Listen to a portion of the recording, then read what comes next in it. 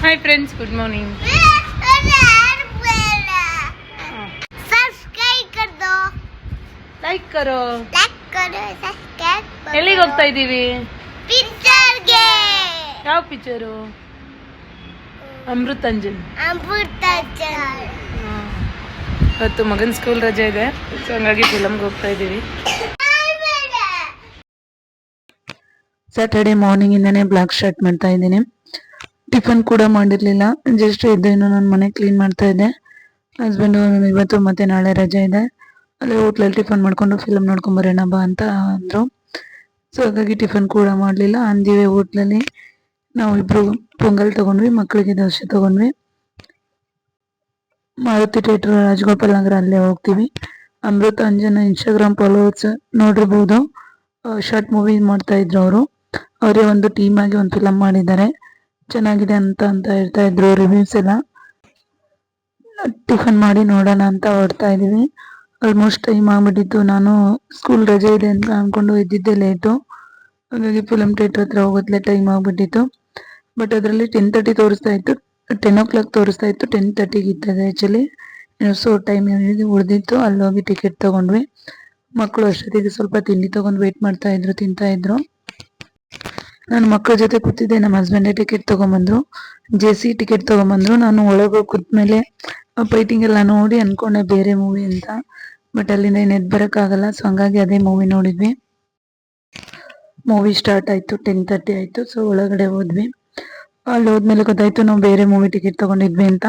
But ಚೆನ್ನಾಗಿತ್ತು. JC movie ಅಂದರೆ judiciary central jail ಅಂತ. ಇದು ಆಲ್ಮೋಸ್ಟ್ ಜೈಲಲ್ಲಿ ಇರೋದೇ ಶೂಟಿಂಗ್ ಆಗಿರೋದು.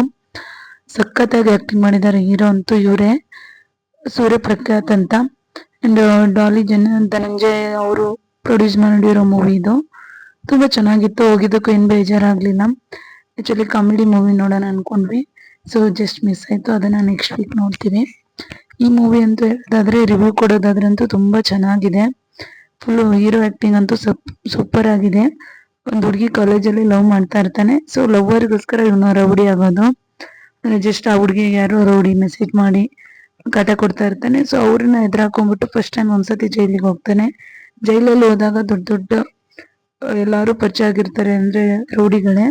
ಸೊ ಮತ್ತೆ ಅದೇ ಹುಡುಗಿ ಕಾಟದಿಂದ ತಿರ್ಗಾ ಮತ್ತೆ ರೌಡಿ ಆಗ್ತಾನೆ. ಕೊನೆಗೂ ಆ ಅಪ್ಪ ಅಮ್ಮನಿಗೋಸ್ಕರ ಮತ್ತೆ ಸರೆಂಡರ್ ಆಗ್ಬಿಡ್ತಾನೆ ಜೈಲಿಗೆ.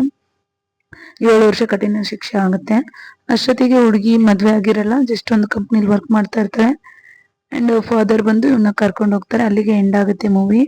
ಕೊನೆಯದಾಗಿ ಏನಂದ್ರೆ, ಹೀರೋ ಮತ್ತೆ ಹೀರೋಯಿನ್ ಒಂದಾಗಬೇಕಾಗಿತ್ತು. ಸೊ ನನ್ನ ಅನಿಸಿಕೆ, ಹೀರೋಯಿನ್ ಏನು ತೋರಿಸಲ್ಲ, ಜಸ್ಟ್ ಫಾದರು ಅವರ ಮಗನ ಕ್ಷಮಿಸ್ಬಿಟ್ಟು ಕರ್ಕೊಂಡು ಹೋಗ್ತಾರೆ.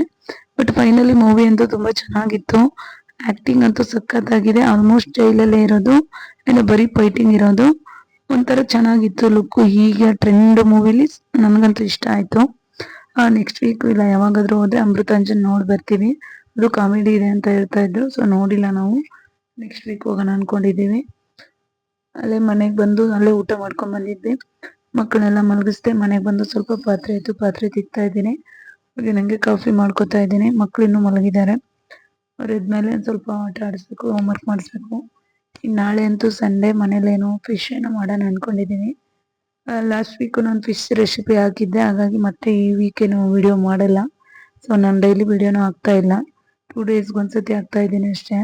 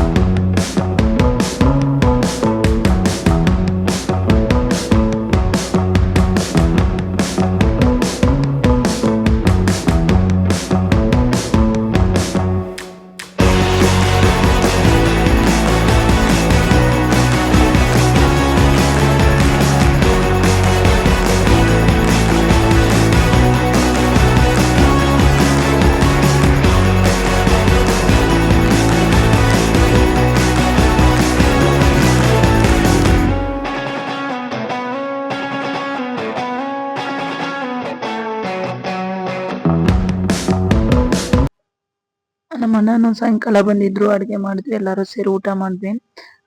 ಒಲೆ ಅಂತೂ ಫುಲ್ ಗಲೀಜಾಗ್ಬಿಟ್ಟಿತ್ತು. ಸ್ವಲ್ಪ ವಡೆ ಮಾಡಿದ್ವಿ, ಎಣ್ಣೆ ಎಲ್ಲ ಸಿಡಿದಿತ್ತು, ಹಂಗಾಗಿ ನೀಟಾಗಿ ಒಲೆ ಎಲ್ಲ ಕ್ಲೀನ್ ಮಾಡ್ತಾ ಇದ್ದೀನಿ. ಇವತ್ತಿನ ಬ್ಲಾಗ್ ಇಲ್ಲಿಗೆ ಏನ್ ಮಾಡ್ತಾ ಇದ್ದೀನಿ ಫ್ರೆಂಡ್ಸ್. ಮತ್ತೆ ನಾಳೆ ಬ್ಲಾಗಲ್ಲಿ ಸಿಗೋಣ. ಮತ್ತೆ ನಂದು DS ಕಲೆಕ್ಷನ್ಗೆ ಯಾರೆಲ್ಲ ಸಪೋರ್ಟ್ ಮಾಡ್ತಾ ಇದ್ದೀರಾ ಥ್ಯಾಂಕ್ ಯು. ನಮ್ಮ ಮೆಷರ್ಸ್ ಎಲ್ಲರ ಅಕೌಂಟ್ ಕೂಡ ಕ್ರಿಯೇಟ್ ಮಾಡಿದ್ದೀನಿ. ಸೊ ಮೆಷೋದಲ್ಲಿ ಕೂಡ ಬುಕ್ ಮಾಡ್ಕೋಬಹುದು. ಡೈರೆಕ್ಟ್ ಇನ್ಸ್ಟಾಗ್ರಾಮ್ ಅಥವಾ ವಾಟ್ಸಪ್ ಅಲ್ಲೂ ಕೂಡ ಬುಕ್ ಮಾಡ್ಕೋಬಹುದು. ಸೊ ಅದರದ್ದು ಸಪ್ರೇಟ್ ಯೂಟ್ಯೂಬ್ ಮಾಡಿದ್ದೀನಿ. ಸೊ ಸಬ್ಸ್ಕ್ರೈಬ್ ಮಾಡಿ.